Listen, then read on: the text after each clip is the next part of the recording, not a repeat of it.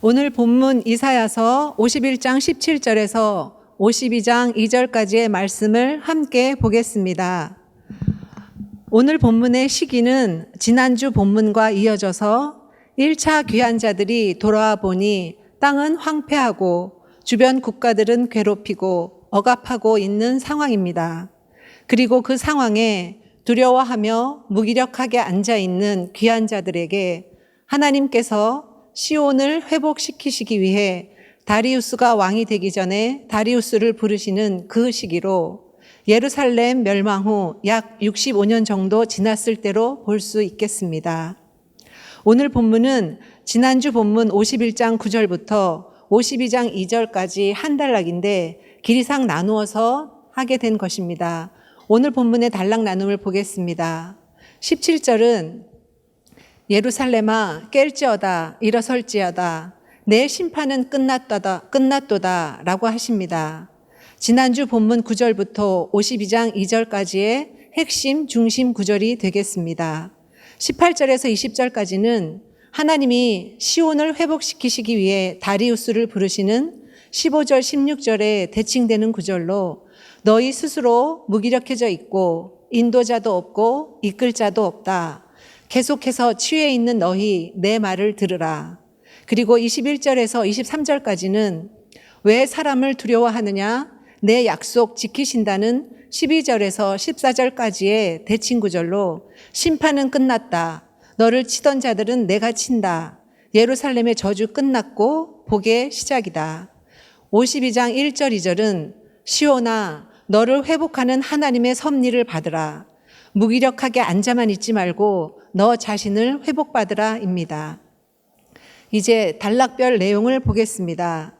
17절 여호와의 손에서 그의 분노의 잔을 마신 예루살렘이여 깰지어다 깰지어다 일어설지어다 내가 이미 비틀거림치게 하는 큰 잔을 마셔 다 비웠도다. 예루살렘아 깨어 일어나라 내 심판은 끝났다 라고 하십니다. 이사야 40장 1, 2절에 내 백성을 위로하라 하시며 그 노역의 때가 끝났고 그 죄악이 사함을 받았다.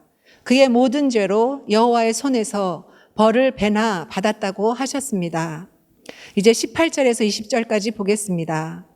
18절 내가 낳은 모든 아들 중에 너를 인도할 자가 없고 내가 양육한 모든 아들 중에 그 손으로 너를 이끌 자도 없도다.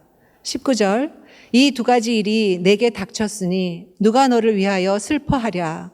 곧 황폐와 멸망이요 기근과 칼이라. 누가 너를 위로하랴. 20절 내 아들들이 곤비하여 그물에 걸린 영양같이 온 거리 모퉁이에 누웠으니 그들에게 여호와의 분노와 내 하나님의 견책이 가득하도다. 예루살렘은 여호와의 섭리를 전혀 알지 못해 부르심도 모르고 반응도 못합니다.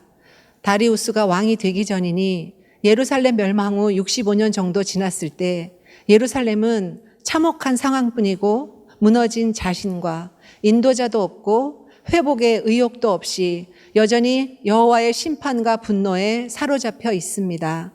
멸망과 심판이 여호와께로부터 온 것은 분명히 알면서도 여호와의 하나님의 회복은 듣지도 보지도 못하고 오직 현상만 보고 있을 뿐입니다.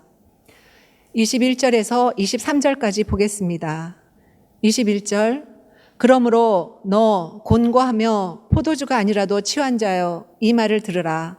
내 주 여호와 그의 백성의 억울함을 풀어주시는 내 하나님이 이같이 말씀하시되 보라 내가 비틀거림치게 하는 잔 곧 나의 분노의 큰 잔을 내 손에서 거두어서 내가 다시는 마시지 못하게 하고 그 잔을 너를 괴롭게 하던 자들의 손에 두리라.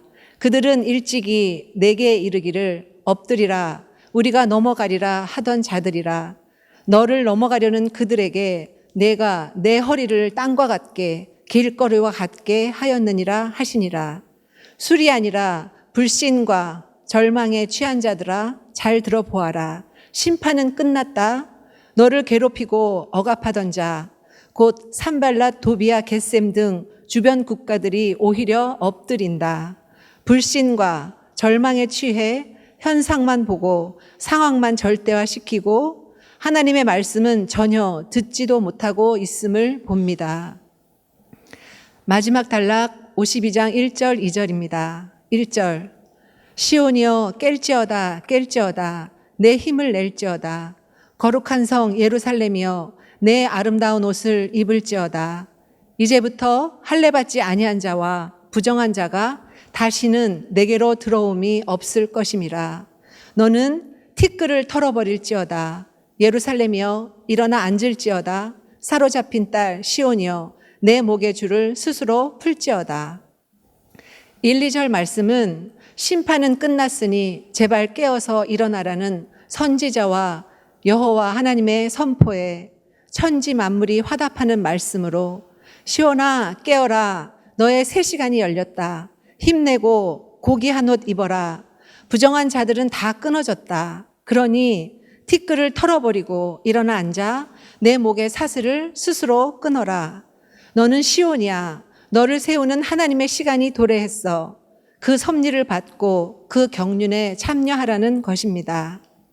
정리를 해보면 세상을 유기로 사는 우리는 현상만 볼 뿐 현상 속에 흐르는 하나님의 섭리를 현상 속에 자유하지 못한 우리는 볼 수가 없습니다. 이사야 49장 14절에 여호와께서 나를 잊으셨고 나를 버리셨다. 또 24절에 사로잡힌 자를 어떻게 빼앗고 어떻게 건져내냐고 합니다.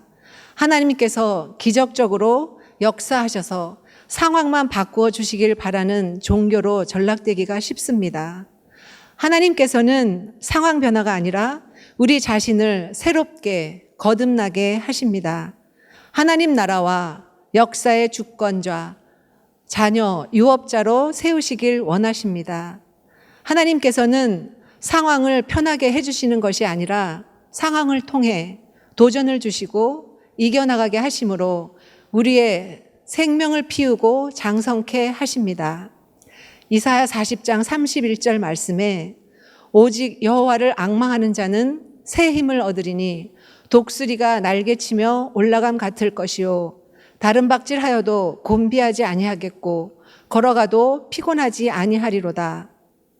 오늘 말씀은 여기까지입니다. 제 얘기를 잠깐 나누겠습니다. 지난 1월에 저희 아버지가 돌아가셨습니다.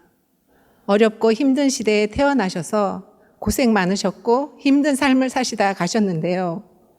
생신이나 명절 때나 배웠었고 제 기억엔 단둘이 대화를 나눈 적도 없는 참 허망하게 남는 게 없는데요. 저희 아버지는 교회만 다니면 구원받는다는 교회를 다니셨습니다. 아버지가 임종하시고 제게 처음 드는 생각이 아버지는 어떻게 되는 거지? 마지막 심판 때 종말에 구원받을 수 있는 건가?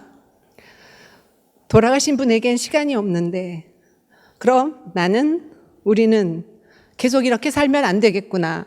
시간이 아직 남아있을 때 돌이켜야겠구나. 바뀌어야겠구나.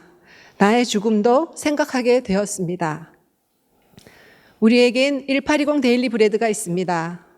나의 거짓됨을 고백할 수 있는 곳, 너의 아픔을 품어줄 수 있는 곳, 서로 복이 되어주며 함께함에 기뻐할 수 있는 곳, 육의 가족보다 더 나를 피어나게 하는 곳입니다.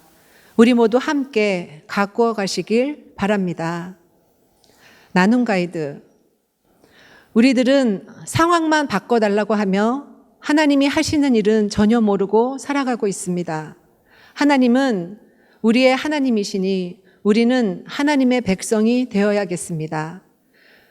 우리의 삶 속에서 내가 비틀거리고 있는 데는 어디인지, 내가 깨어지고 일어나야 될 것은 무엇인지 깊이 묵상하시고 나누시길 바랍니다.